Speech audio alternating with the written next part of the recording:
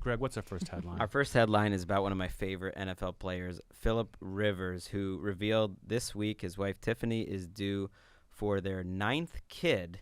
Everyone's happy for him, and he, in a video, he credits his religion and something he calls the natural planning method for his wife's fertility. Let's listen to the video. Before we listen to it, let me just say that, okay, like whenever someone's got a lot of kids, I'm the oldest of 5. And people be like, oh, were your parents Catholic? It's like, yeah, my dad was. But that wasn't why we had 5 kids, okay? It wasn't like, oh, we just don't believe in birth control.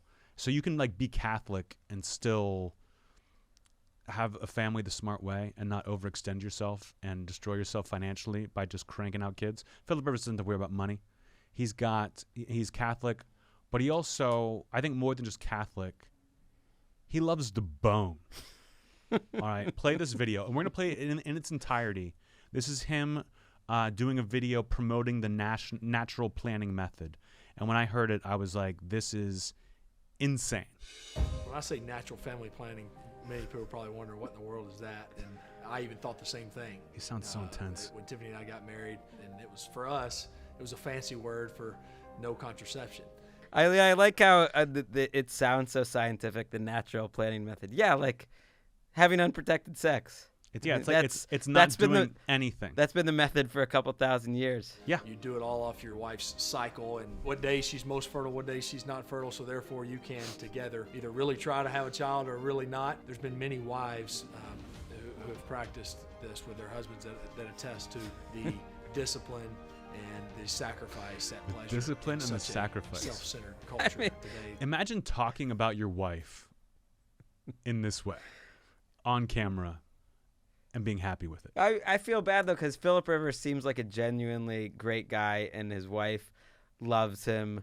But, yeah, you know, the first... like he seems like a good dad, a fantastic husband, and a complete and utter psychopath. No. Like a complete and utter... No. Him screaming on the sidelines and going nuts. Like, what do you want him to be the quarterback for your team? Yes, he's a great quarterback. And part of it is because of his insanity. But he's like... If he was like a little bit less of an athlete, he'd be the craziest gym teacher in the world. He would be yelling at kids about stop using contraception. It's a little left to center. But it is funny just to hear him use those words that, like, he would be using to, like, fire up his offensive line while they're running some gassers in the middle of July, like discipline, sacrifice, like let's get some pain. But yeah, that's not what you want to be thinking about. Yeah, he's talking about the rhythm method.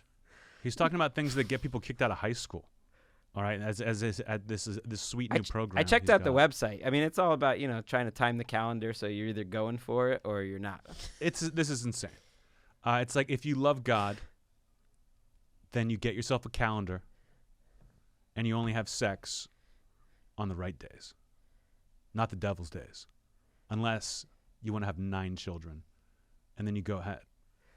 Yeah, but he just loves it. I mean, he would do anything. He loves it so much he wants us all to do it. And it's like Phillip Rivers got married in college just to bone. All he wants to do is be boning. When he's playing football, if he's not winning the game, he's just mad because he's like, I could be having sex right now with my wife. I know what day it is. It's a sex day, and I'm sitting here watching the Giants run up 20 on us. He's nuts. But it's like no one's been happier, though. Like, he seems super happy. I mean, he doesn't even seem happy. He seems intense. He seems intense. He seems like a preacher, like trying to preach about Jesus and telling you you're going to go to hell if you don't do this. That's not happiness. That is insanity. Brett Favre's back on the show. Right. Brett. A regular contributor to the Rosenthal and Jeselnik Vanity Project, RJVP.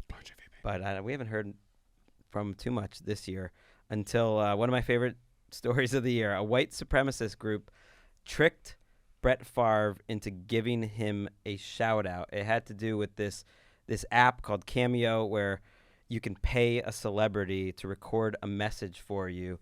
And this group who calls itself the GDL, the Goyim Defense League, has done this with a few different celebrities. They essentially paid and tricked Brett Favre into spreading their propaganda. Yeah, this is like a thing they like to do where they like to they have like little codes. They got, Soulja Boy, I think they got, and they got Brett Favre. And the company Cameo is supposed to vet these to make sure these things don't come through.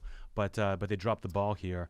Greg, what's the exact... Yeah, the video's been taken down. Yeah. But people saw the video before it was taken down, and this is what he said. Brett Favre here with a shout out to the Handsome Truth and the GDL boys. You guys are patriots in my eyes, so keep waking them up and don't let the small get you down. Keep fighting too, and don't ever forget the USS Liberty and the men and women who died on that day.